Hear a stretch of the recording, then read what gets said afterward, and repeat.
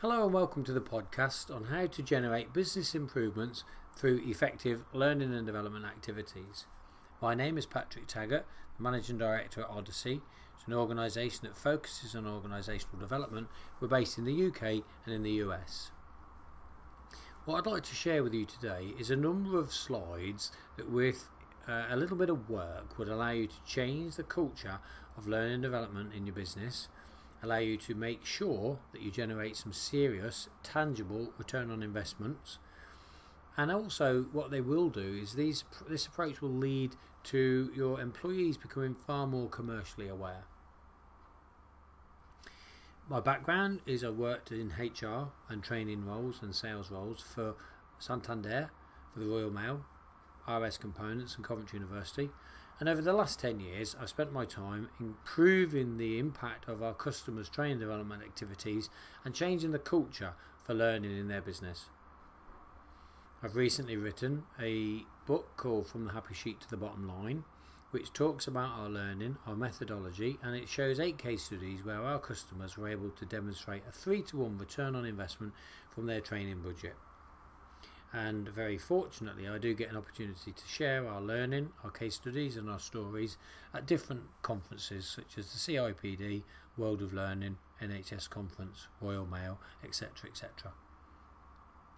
First slide I'd like to show you is some evidence to show how organisations currently manage to evaluate the success or otherwise of their training programmes. You'll notice this slide refers to Kirkpatrick's 4-stage model. And you can see that the common form of evaluation is in the first category, which we would see as a happy sheet, but obviously Kirkpatrick calls it reaction. So how did people respond to the training? 89%. Problem gets worse when you look at the levels going down. Only 28% of organisations are able to assess any form of learning, typically done through qualifications or questionnaires. Do people know more afterwards than they knew at the beginning? The next level of evaluation is behavioural change. Only 13% of organisations are able to show that the practice of the people that they're training changes post-training. And unfortunately, a woeful 4% of organisations are able to show that if they are satisfied with the training and they know more than they did before and their practice changes, that there is an impact on the bottom line or on the customer experience on how people feel in the organisation. We work very closely with our customers to try and ensure that they are able to show evidence and impact against all 4 levels. And in fact, we're more positive than this, where we can show that if there is an impact, can it be converted to cash in either a form of revenue increase or savings. The next slide talks about an induction message. We've done this very well with a number of organisations, including Croydon City Council, Coventry Building Society, where people, when they join the organisation, understand they'll be looked after, they'll be trained, they'll be supported, developed and nurtured. But unlike previous organisations, where sometimes the employee thinks that the training's all what's in it for me, these organisations make it clear to the employees that they've got processes in place that should follow a model of what's in it for everybody. So what do the people do with the training at some point in the future? In what ways do they apply it, and in what ways does that generate improvements or benefits for the company, the customer or their colleagues? And that's the first thing you need to do at induction, and be very clear about the fact that you've got good processes in place to see what's happening afterwards. The next slide looks at the issue of the trainer fights back. At the moment, the only person measured in this process is the trainer.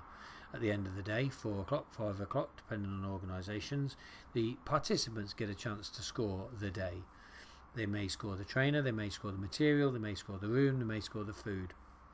Unfortunately, it's a very poor level of evaluation, and the big mistake it makes is that it actually creates the impression in the learner or the participant that they're there to have a good time, they're there to be satisfied. What we say to our customers is that is not true. The learner is in there to improve their skill set, to give them an opportunity to try things differently and to generate a form of improvements based on an increased level of skill. What we're saying though is if you can't remove this process, then we should assess and measure other stakeholders, and there are 3. The first one is that the trainer gets a chance to fight back by scoring the learner 3 months post training to see What have they done with the learning since, and what impact has that had on maybe them, their team, the company or the customer? The other stakeholder that needs measuring is the line manager. We recommend you introduce a form or a process to find out what did the line manager do after each time his colleagues, his staff, her colleagues were trained. How helpful were they in making sure that they were able to apply it and it led to some form of business improvement? And the fourth and the last stakeholder we would recommend that needs to be measured and assessed or happy sheeted is the executives. What questions are they asking of the learning and development team around the impact of the training budget?